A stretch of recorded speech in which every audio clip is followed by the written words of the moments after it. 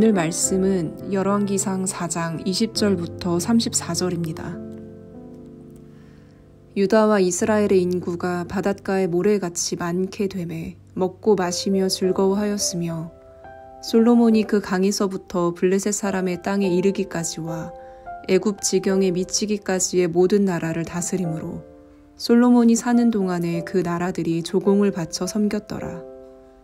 솔로몬의 하루의 음식물은 가는 밀가루가 30고르요 굵은 밀가루가 60고르요 살진 소가 10마리요 초장의 소가 20마리요 양이 100마리이며 그 외에 숫사슴과 노루와 암사슴과 살진 새들이었더라.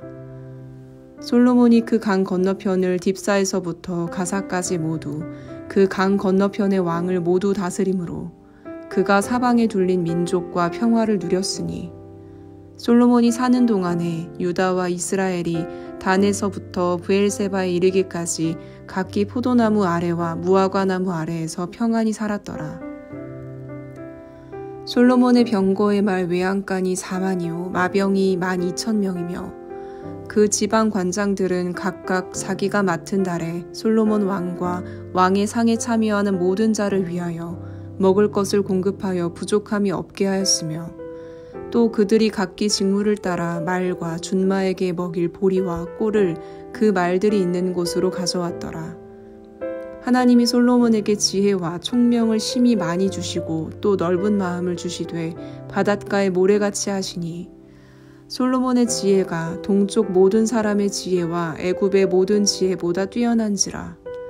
그는 모든 사람보다 지혜로워서 예스라 사람 에단과 마홀의 아들 헤만과 갈골과 다르다보다 나음으로 그의 이름이 사방 모든 나라에 들렸더라. 그가 잠언 3,000가지를 말하였고 그의 노래는 1,005편이며 그가 또 초목에 대하여 말하되 레바논의 백향목으로부터 담에 나는 우슬초까지 하고 그가 또 짐승과 새와 기어다니는 것과 물고기에 대하여 말한지라. 사람들이 솔로몬의 지혜를 들으러 왔으니 이는 그의 지혜의 소문을 들은 천하 모든 왕들이 보낸 자들이더라. 아멘.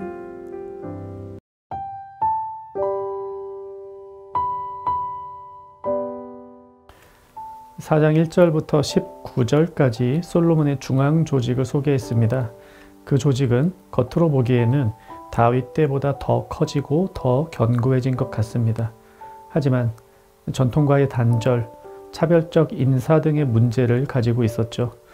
하나님의 지혜가 아닌 세상의 지혜를 따르는 조직 구성이었습니다. 이어서 오늘 본문 20절부터는 솔로몬 시대 이스라엘이 얼마나 부강해졌는가를 묘사합니다. 마찬가지입니다. 겉으로 보기에는 더 부해지고 강해진 것 같습니다. 이것이 하나님 나라가 아닌가 싶기도 합니다. 하지만 찬란한 번영과 성공이 진짜 하나님의 축복일까에 대해서는 다시 한번 말씀을 보며 생각해야 합니다. 이미 솔로몬의 행정과 조직은 전통과의 단절, 차별적 인사 제도라는 문제를 가지고 있었습니다. 오늘 본문에는 그러한 구조가 만들어낸 안 좋은 열매들이 보입니다. 두 가지로 오늘 본문에 담겨있는 솔로몬 제국의 문제를 보면서 오늘 우리의 삶에 적용해 봅시다. 첫째로, 번영 앞에서 겸비하며 하나님의 은혜를 생각해야 합니다. 본문 20절은 이렇게 시작합니다. 유다와 이스라엘의 인구가 바닷가의 모래같이 많게 되었고, 이는 하나님께서 아브라함에게 주신 약속을 떠올리게 합니다. 정말로 그의 자손이 모래같이 많아지게 되었습니다. 축복된 말씀처럼 보입니다. 하지만 이 구절은 하나님의 축복의 결과보다는 솔로몬 제국의 성장을 말해줄 뿐입니다. 민수기에 보면 이스라엘 백성의 인구를 조사하는 장면이 나옵니다. 처음에 한 번 나오고 마지막에 또 한 번, 이렇게 두 번 나오는데요. 70명으로 애굽에 들어갔던 이 이스라엘 백성이 하나님의 약속, 하나님의 축복대로 엄청난 민족이 되었습니다. 이것을 보여주는 것이 민수기 초반에 나오는 인구조사이고요. 그런데 이들은 광야에서 하나님을 배반했죠. 그런데 하나님은 다음 세대를 또 은혜로 일으켜 주셔서 첫 번째 세대만큼이나 강하고 흥하게 만들어 주셨습니다. 이것이 두 번째 민수기에 나오는 인구조사의 의미입니다. 즉 두 번의 인구조사 모두 철저히 하나님의 은총과 축복을 보여주는 것입니다. 하지만 오늘 본문에서의 인구는 그저 솔로몬의 공적을 칭찬하며 우리가 이렇게 강한 나라가 되었다라고 스스로를 자랑할 뿐입니다. 유다와 이스라엘의 인구가 바닷가의 모래같이 많게 되매 먹고 마시며 즐거워하였으며, 우리가 이렇게 강해졌으니 하나님께 영광을 돌리는 게 아니라 먹고 마시고 즐거워하자. 이것이 인구 팽창의 결과입니다. 월터 무르그만이라는 학자는 이스라엘은 번성했을 때가 언제나 가장 영적으로 위험했던 때다라고 경고합니다. 정확하죠. 역사의 교훈을 솔로몬이 잘 새겼더라면 이토록 부강한 나라에서 더욱 겸손했을 것입니다. 하지만 솔로몬은 그렇지를 못했습니다. 두 번째로, 번영은 많은 사람들의 피와 땀으로 이루어졌음을 생각해야 됩니다. 22절, 23절에 솔로몬이 소비하는 하루치 양식의 양을 말해줍니다. 고운 밀가루가 30고루, 굵은 밀가루가 60고루, 살찐 소가 10마리, 초장의 소가 20마리, 양이 100마리, 그 외에 숫사슴과 노루, 암사슴, 살찐 새들. 이 모든 곡식과 고기는 어디서 왔을까요? 이 제국의 엄청난 부요함은 백성들이 바치는 무거운 조공과 희생 위에 이루어졌음을 시사합니다. 내 일이 잘 풀리고 내가 성공적인 일을 했을 때 그 뒤에는 반드시 나를 도와주니 내 성공 뒤에 가려진 이들이 없는지 살펴야 합니다. 그렇지 않으면 우리는 모든 것이 내 공로인 줄로 착각하며 살게 됩니다. 솔로몬은 아마 그렇게 많은 식사를 자랑하며 살고 있었던 것 같습니다. 세 번째로, 지혜는 하나님께로 와서 하나님을 향해 갑니다. 29절부터 마지막 34절까지 이 솔로몬의 지혜에 대해서 말해줍니다.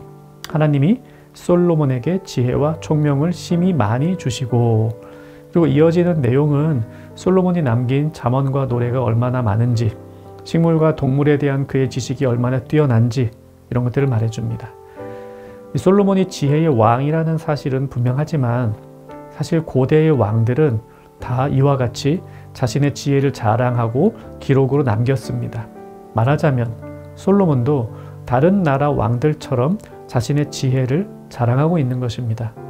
34절에 보면 사람들이 솔로몬의 지혜를 들으러 왔으니 이는 그의 지혜의 소문을 들은 천하 모든 왕들이 보낸 자들이더라. 솔로몬의 지혜에 감복하는 사람들은 나오지만 하나님이 등장하지 않으십니다. 그의 지혜는 이제 사람들에게 보이고 자랑하기 위한 것이 되었습니다. 그에게 지혜를 주신 분은 하나님이시지만 그는 하나님을 보지 않고 사람들만을 보고 있습니다. 그의 지혜는 사람들의 이목을 집중시키고 명성을 쌓는 수단으로 사용되고 있습니다. 자랑이라고 하는 것은 기독교에서 주로 부정적으로 사용되는 덕목입니다. 그래서 사도 바울도 십자가 외에는 자랑한 것이 없죠.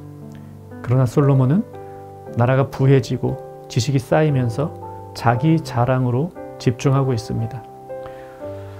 유진 피터스는 이렇게 말했습니다. 하나님의 지혜는 언제나 십자가를 향해 흐른다.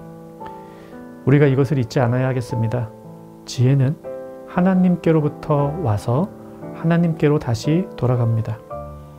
하나님의 지혜가 우리 자신에게만 머물러 있거나 하나님을 등진 채 세상을 향해서만 있다면 그 지혜로 인한 위기를 이미 내포하고 있는 것입니다.